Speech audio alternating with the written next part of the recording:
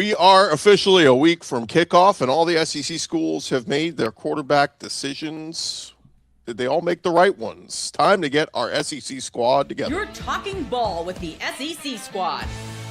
From Alabama to Tennessee, from Georgia to Oklahoma, from Auburn to Texas, it's the local experts of the Locked On Podcast Network bringing you scoops, breakdowns, and the most comprehensive preview of the upcoming SEC weekend. It's the SEC squad, and we have a seat for you. Hurt feelings and thin skin are prohibited. Squad up, you're part of the SEC squad.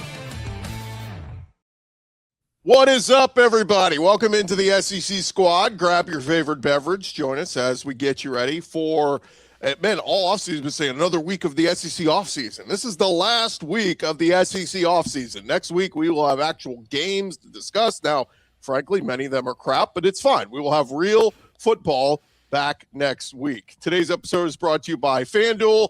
You can join all the action at FanDuel.com to play daily dingers and make your free pick on who you think's hitting a home run this MLB season. Let's welcome in our squad panel tonight. We have got Brandon Olson from Locked On Gators. We got Jay Smith from Locked On Sooners, John Miller from Locked On Mizzou, Corey Burton, Locked On Vandy, Stephen Willis, Locked On Ole Miss. I'm Chris Gordy, Locked On SEC.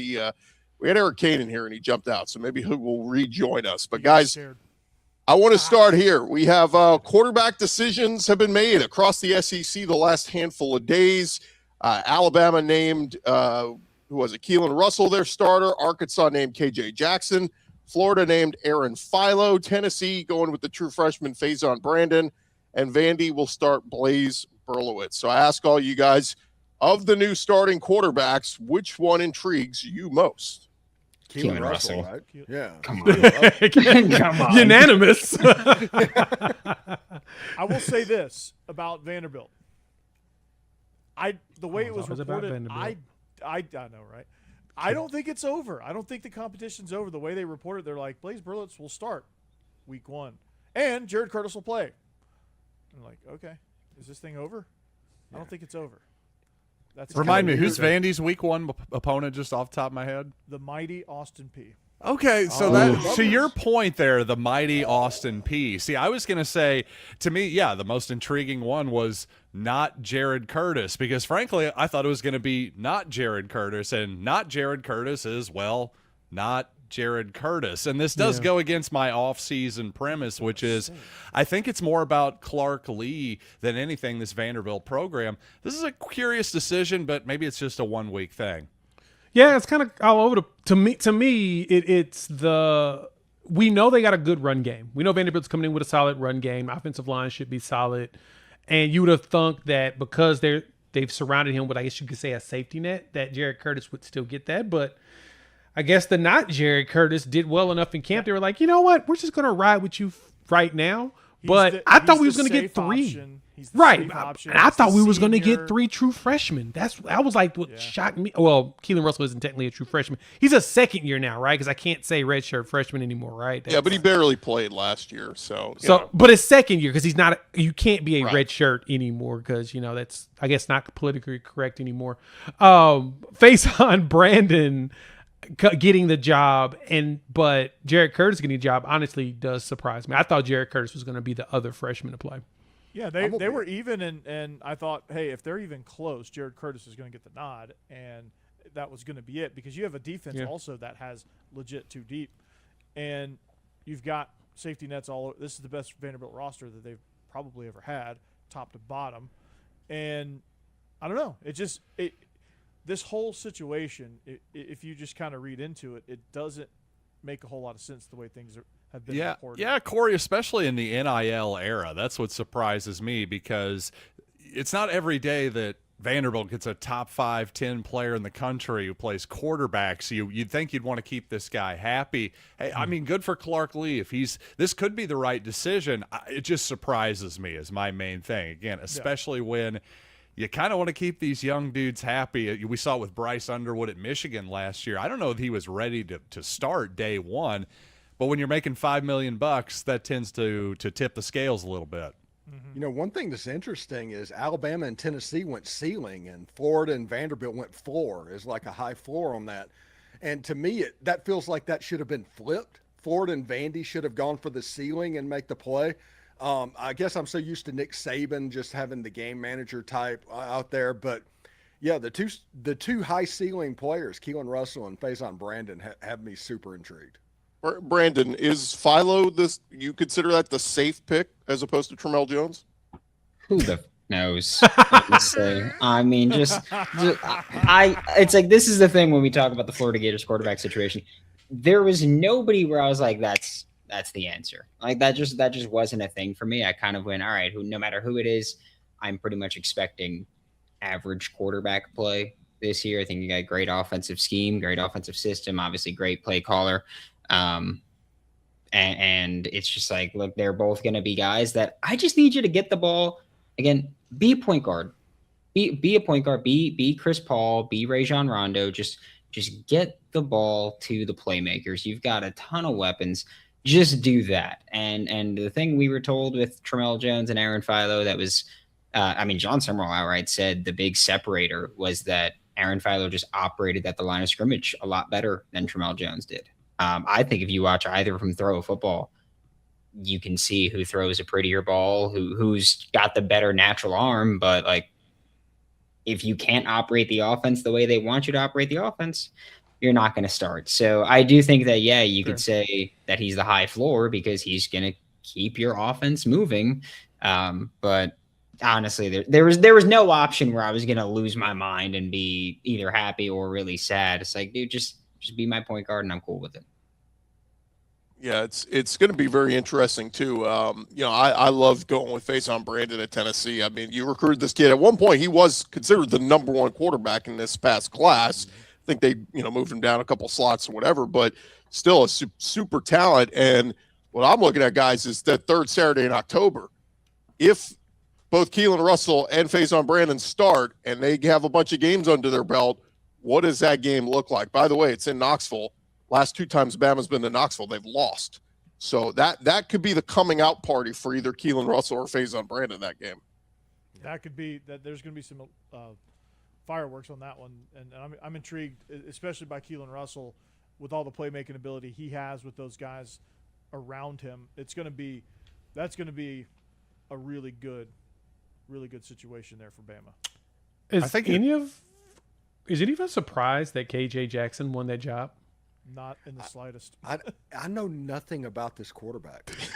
He's from Montgomery. He was at Alabama. He was at Arkansas last year, right? Yeah, and he started that. I think the Mizzou game. He got a couple. It played heavy in that Alabama game or that Texas game when Taylor Green left. But he's got it. He's got some reps. He's thrown some touchdowns.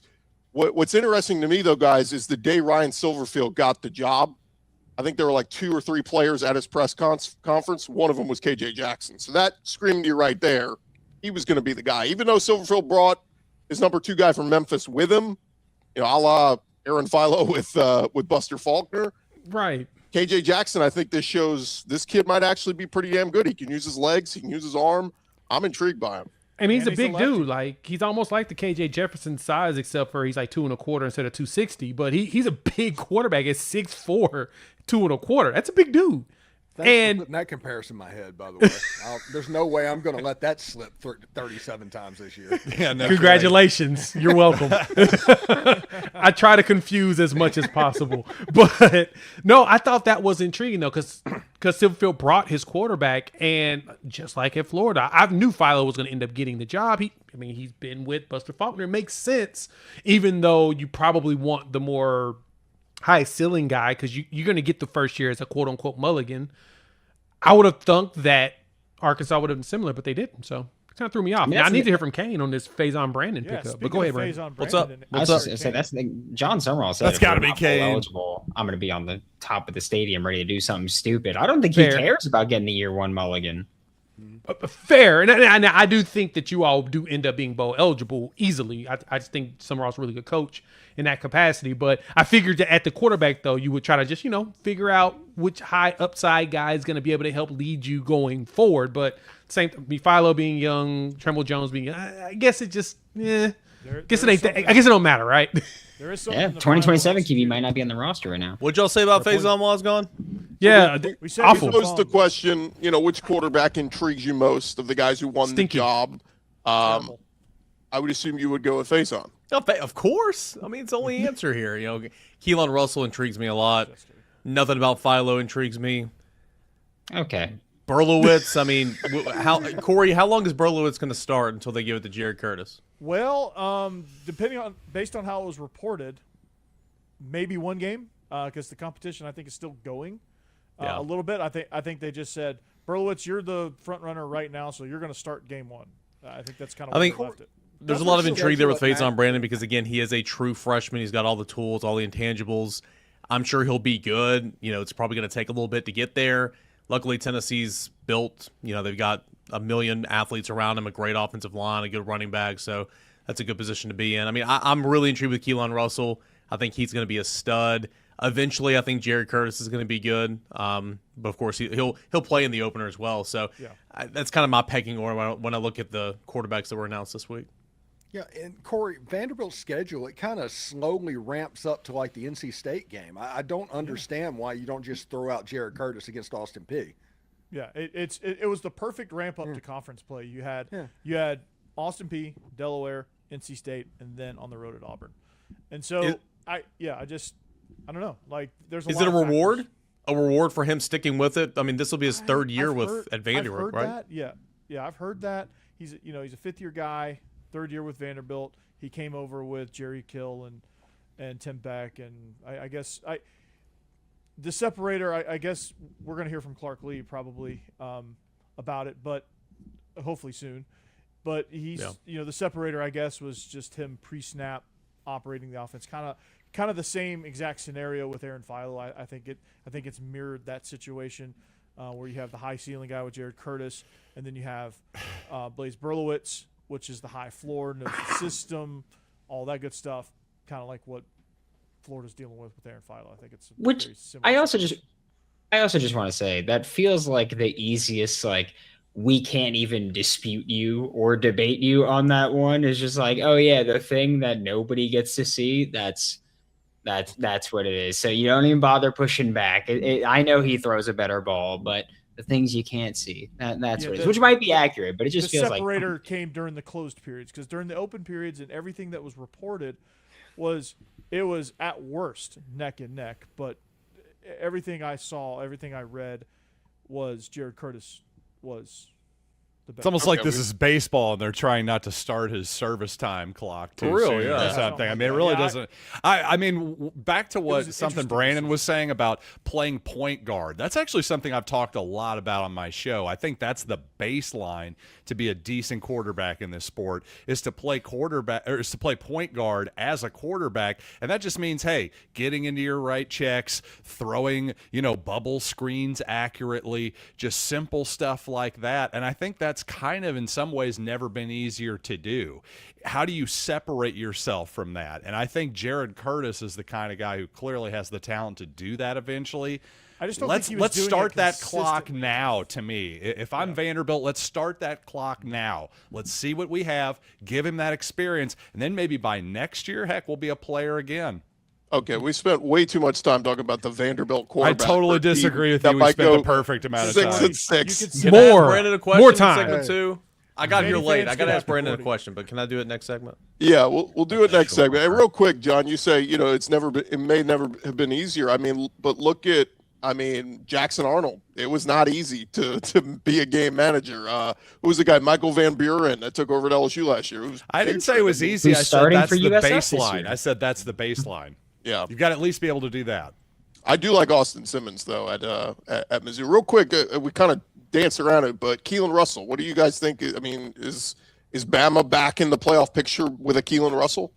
I mean, let's not get Next ridiculous year, here. Come on. I think next year. I need to see what the go run back to game looks Vanderbilt. like. Just kidding. Yeah. If was their gonna run say, game I is think they're in existent, conversation. then there's a possibility. 'cause that's It's gonna much be more about safety the net. offensive line, the running game. Yeah, that's gonna be the most important thing.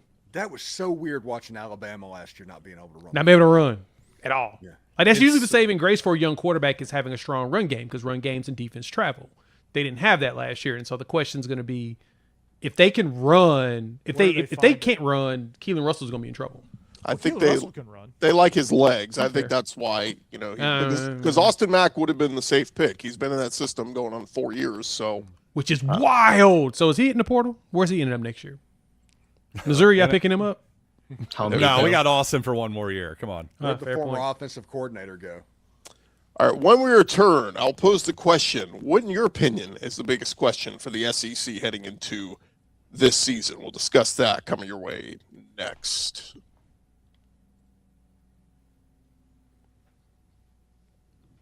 Hey, but first, I want to remind you guys about our friends over at Indeed. Support for today's episode comes from Indeed sponsored jobs. When workplace chaos hits and you need to make the right hire, Indeed sponsored jobs. They're going to help you connect employers with candidates who match specific needs like skills, certifications, location.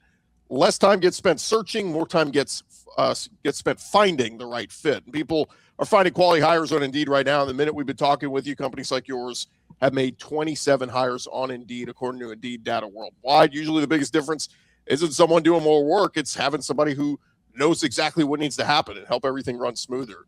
Go spend less time searching and more time actually interviewing the candidates who check all your boxes. And, of course, listeners of our show will get a $75 sponsored job credit to help get your job the premium status it deserves at Indeed.com/podcast. When you need to make the right hire, cut through all the chaos. This is a job for Indeed sponsored jobs. Just go to Indeed.com/podcast right now. Support our show. Tell them you heard about it right here.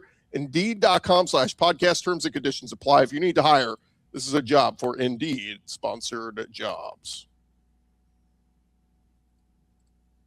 All right, roll along your SEC squad show. And guys, I wanted to kind of leave this one open-ended, just saying what, in your opinion, is the biggest question for the SEC as this season gets ramped up. And Eric, if you want to ask your question to Brandon, you can do that as well.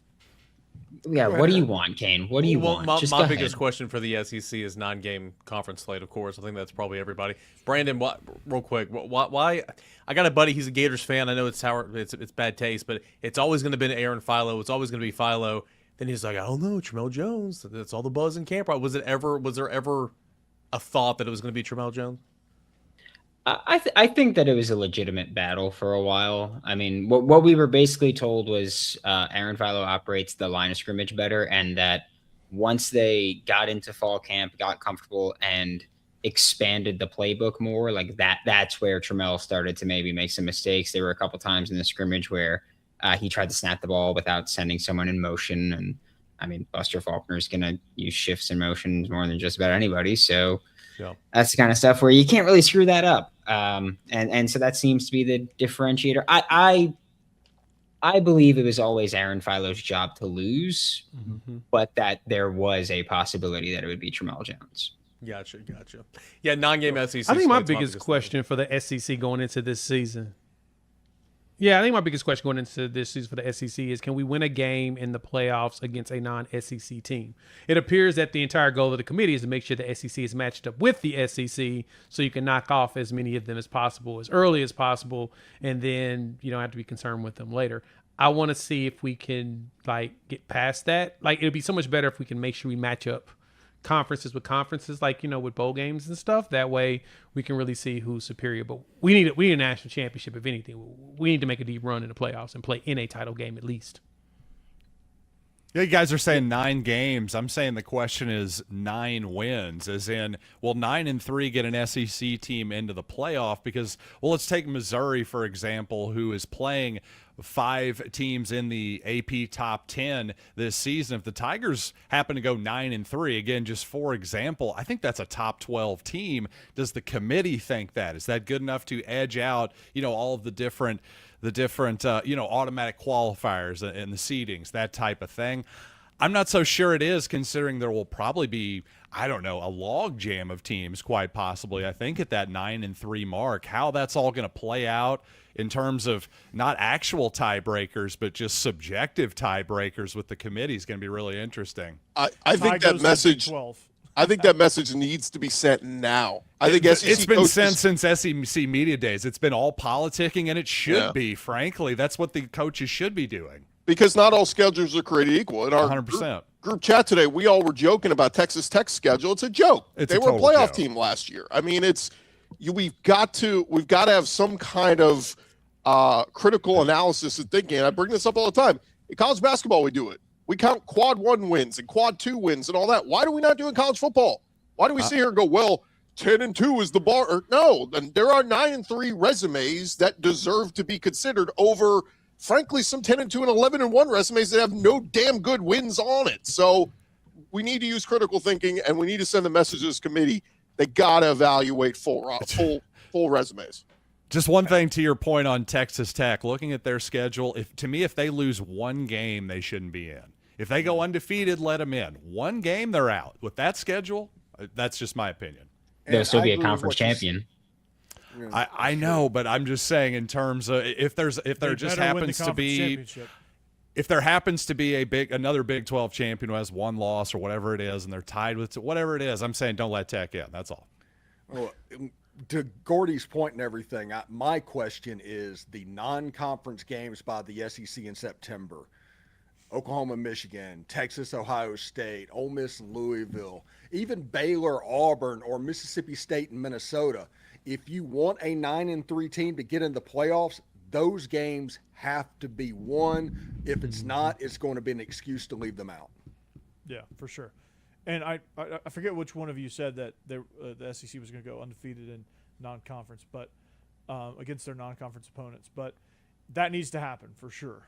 And if they're going to do it, if they're going to bring their dominance over the rest of the conferences and get that narrative back, that's going to have to happen. Every single person, Vanderbilt included. So it's going to have to be across the board, make a statement with this 9-game schedule. And then if a 9-3 team gets in from the SEC and they happen to just go on a run and win it all, like let's say Oklahoma is that 5th team in at 9-3 and they go on a run, that'll make a huge statement for playoff. And that will probably get the playoff expanded quicker than anything. Yeah, the counterpoint is that if you're a 9-win SEC team and you make it into the college football playoff, you better not get your ass kicked in that first game. Just that will do nothing but fuel that fire. So you better not get your ass kicked. Well, I guess the question is, do we want that to happen to where they say, you know what, 12 is the perfect amount. We should keep it at 12. Or if they make a run and be like, oh, we got to expand this thing. We can't be doing this. We need more teams to knock off these other 9. We got to let other 9-3 teams get the opportunity to do the same thing. Which one do we actually want, though? So I kind of don't want it to be more than 12. Well, I think the group of 5 we've learned should only get one. I mean, James Madison and Tulane last year was an absolute joke. We'll get one charity case. All right. It's the holiday season. Let's push the brakes on Tulane there, Gordy. Okay, let's. I was waiting for the defense to come in. I like Tulane too, but it is nothing but a charity case. I mean, no. You're talking about his coach right there. You got to leave his coach alone. Yeah. So anyway, I feel like we need to make this. And by the way, I saw somebody said we should just limit this to the 2 best teams from all the best conferences. And I said, why would you do that? And his argument was, well, like in baseball, it's the best team from each division, and then maybe a wild card or 2. I said, but in MLB, everybody plays one another. Like, it's a more level playing field than college football is, right? Like, Look at Texas Tech's schedule. They don't test themselves at all. So it's not a level playing field. Right. Just because you win the crappy Big 12, I don't know. I guess, you win the Big 12, you punch your ticket. But still, like, I just feel like there needs to be earning to get into this. We're looking for the best teams, not, you just won your division, so you're in. Like, we want the best teams in. No pressure, Alex Glesh. Beat the Big 12 team. Yep. Please. I mean, that's. Yeah. They got a stud Florida quarterback they got to beat first. So, I mean, they play Baylor first. That's right. That's where. That's where DJ Lagway is. I'll tell you what. You want to beat him? Just put 8 dudes in coverage. He'll throw it to you eventually. It's as simple as that. Just put 8 guys in coverage and go, and it's yours. Don't worry about it. Well, they're playing against Auburn's defensive coordinator, and he's not going to put 8 men in coverage ever. They're bringing the house. 8 men in the box. Yeah, Durkin's going to engage 8. Engage 8. He's bringing the house every time. I love it. Yeah. He's the dude on Madden that's spamming engage 8. Will we have a player from the SEC represented at the Heisman Finals? That's a good tease. Let's talk about it when we return here on Locked On SEC Squad Show. All right, Jay. I charge for that. Let's Locked On SEC Squad Show brought to you by FanDuel. Baseball fans, if you think you know who's hitting a home run tonight, FanDuel is giving you a free chance to call your shot with Daily Dingers. It is easy to play. Just make your free pick for who you think will hit a home run in their game. If you're right, you'll receive a profit boost to use on your next bet for a chance at extra winnings. Best of all, you can make a free pick every day throughout the MLB season. Daily Dingers is another fun way to stay engaged with every day's games, whether you're following your favorite team or keeping an eye on matchups across the league. Every game has someone capable of going deep. I'll just put out there, who's your favorite home run hitter right now? Matt Olson. Dylan Dingler. Matt Olson Jack or Cagliano. anyone playing at Coors Field. Okay. Jack I'll Jack. go with Jordan Alvarez for the Astros, probably going to be MVP. Pete Crow Armstrong, PCA, doing pretty well too for the Cubs. But if you guys are ready to play your game, join all the action at FanDuel.com. That's FanDuel.com. Play Daily Dingers. Make your free pick on who is hitting a home run, play ball, and swing for the fences over on FanDuel, an official partner of Major League Baseball. All right, fellas, as we wrap things up, we did our predictions last week, but I don't think we touched on Heisman. So we'll go around the horn. Who's winning the Heisman this year? By the way, keep in mind, ESPN, their top 100 player list they just put out a year ago, they pointed out Fernando Mendoza was not even on that list. So that's how far off Fernando Mendoza was. And I think Travis Hunter, same thing. Nobody saw that one coming. So keep that in mind. The last couple Heisman winners were kind of off the wall. Yeah. Steven, we'll start with you. Well, mine's obvious. Everybody knows. Come on, dude. But You should have skipped him. You should have said it for him. But I will say this: it is really cool that Ole Miss put Trinidad and Keelon in Times Square and in the Las Vegas was pretty Sphere as part of that. So that was pretty cool. But I think Trinidad, if Ole Miss wins 10 games, Trinidad's going to be in New York. Corey? Well, I picked Cade Klubnik last year, so it can't get much worse. But it's brutal. I don't know. I might go with Trinidad on this one. Just it seems like Two Trinidads. Yeah, I might go Trinidad here. Brandon? I would Steve, like to sorry. see Jeremiah Smith. I'm going to be honest. I don't think it's going to happen, but I would love to see Jeremiah Smith get it. He's just a dude. And I don't want to say the person that I think is most likely because I don't want to represent the school and screw him. So I will. I'm sticking with Jeremiah Smith. That's where I'm going. You got to do it so that you can jinx it. Who But are we you can at least hinting? hope for Who the are you jinx. hinting at? Let us know. Dante Moore. SEC? It's not a bad one. No. In the state Arch. quarterback. Oh, Mensa. Yeah. That's not a bad. Neither one of us were in Mensa since we didn't guess it. Yeah. But John Brandon's Miller, who's talking your about pick? The mighty You know, Wings. you were just talking about Jeremiah Smith. He was actually my pick last year, just especially as a value pick. I think I just loved his odds last year. Obviously, it didn't happen. I'm going to go a little bit more conventional this year, but same team. Give me Julian Sayin. That's a good pick. I kind of thought that too. And there might be a debate, right? Like if Smith is having an awesome year, but people are going to go, oh, but Sayin's the one who made it happen. So that could be a good one. Sure, we've seen that happen before where the guys divide the votes, like, the year, what was it, Mac Jones and Devonta Smith, and Devonta still ended up winning it. So it happens. It can be a negative, but you can still win it too. yeah, that's fair. Cantor? I think Corey said it a moment ago. My guy could have went to the draft last year, probably been a top 5 pick. Decides to come back. First round pick for sure. Dante Moore. He's got to cut down on his picks. Threw 10 picks last Agreed. year. He's got to play better, obviously, in crunch time. Totally But here for phenomenal that. year last year. I think he can do a little bit of everything. I understand why Arch Manning gets a ton of hype and Trinidad and Julian Sayin and all that. But Dante Moore, I think, is the best quarterback in the country. No Faizon Brandon a la Johnny Manziel? Like, No, he'll be SEC Freshman of the Year for sure. Freshman All-American. Okay. So all right. we're good. Jay Smith, who you got? Man, I want someone from the SEC to win it. I don't know if they're going to get enough love because there's so much anti-SEC rhetoric that's out there in the world. Rhetoric. I really could totally see, though, that John Dante Mateer. Moore gets it just because everyone purposely doesn't want an SEC player to get it. Ooh, bias do y'all against the SEC. I love it. Yeah, they're Do anti. y'all believe the rumors out there that Arch Manning has been struggling this fall? Yeah, 100%. If that ball wasn't tipped, I think we should find the backup. That was at a this duck, point. yeah. Come Part on. of me, though, guys, thinks that's manufactured because what did we do? A year ago at this time, it was all hype. It was all building him up. I think It was Sark's stinky. trying to temper it to go, yeah, he really hadn't been that sharp. You know what I mean? Temper it so when he's awesome, everybody goes, oh, my God, look at this. Yeah. He didn't respond well to praise. Maybe if I just dunk all over him for everyone to see, then maybe that'll toughen him up. Yeah, this kid sucked. He was terrible in practice. He threw nothing but wounded ducks all over the place. Yeah, we tried the praise. Let's just neg him the whole time. Yeah. See, if we just say he sucks, then he has a good year, then we can say, you know what? Look how great of a year he had. You guys thought he sucked. I'd throw out Faizon Brandon. Give me like a real off-the-wall name, you think? Like Lenore Sellers or something like that? Diego, no. Would he be an off the wall considering he won it this time last year, like in August?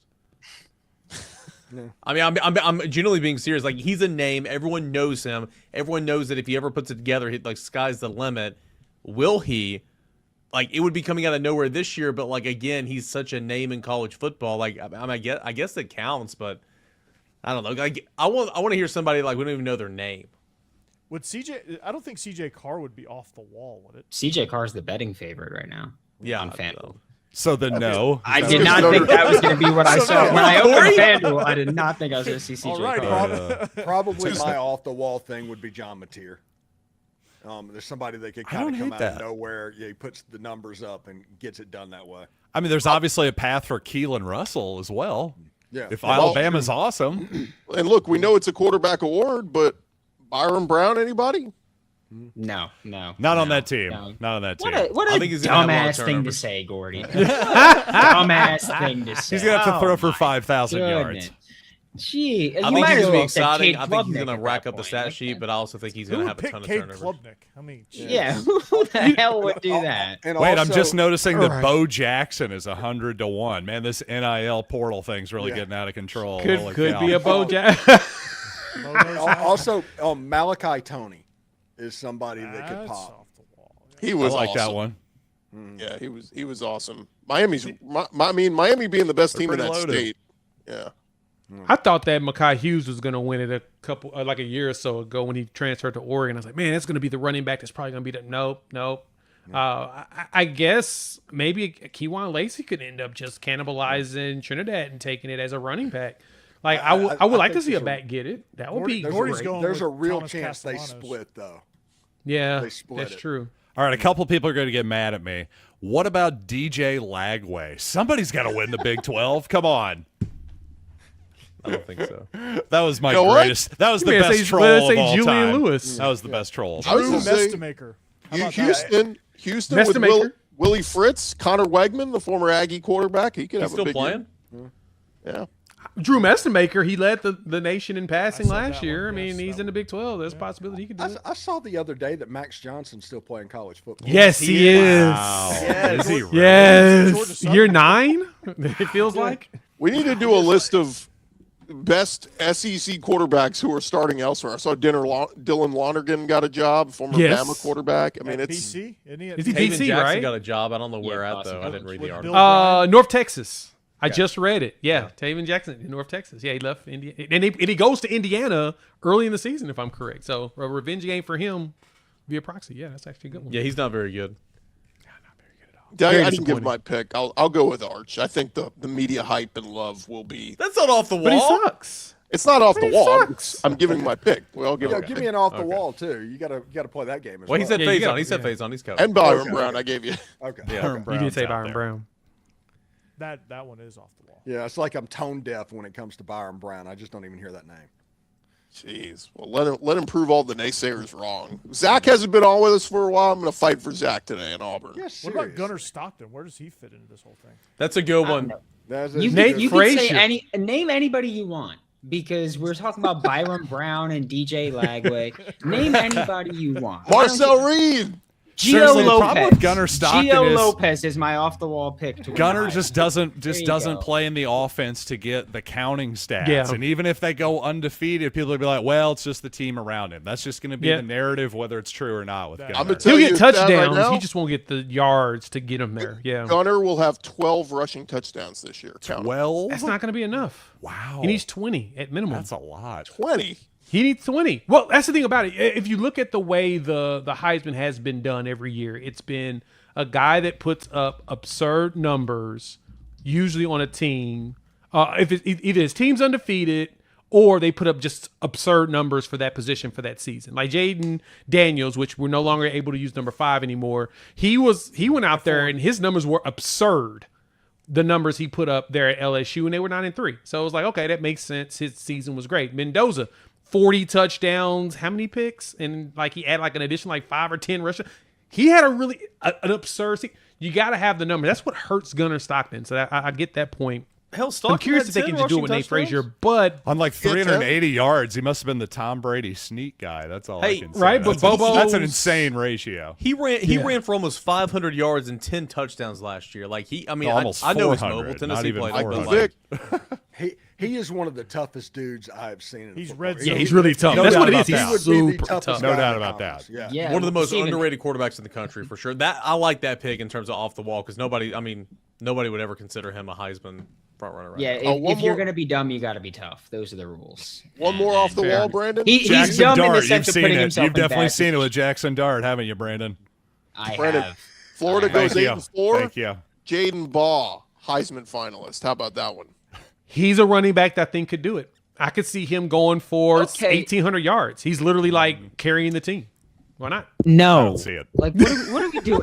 8 wins? You think they're going to give the Heisman to a running No back on chance. an 8-win Maybe team? if he has 3,000 If he runs for 2,000 yards, they will. 3,000 maybe. Sure, Well, but he's not going to do Ashton that. Genty didn't get the I mean, Heisman. fair. Right. but We're trying to be absurd here, Brandon. Let us have this moment. I think Bob will be great. I can see that.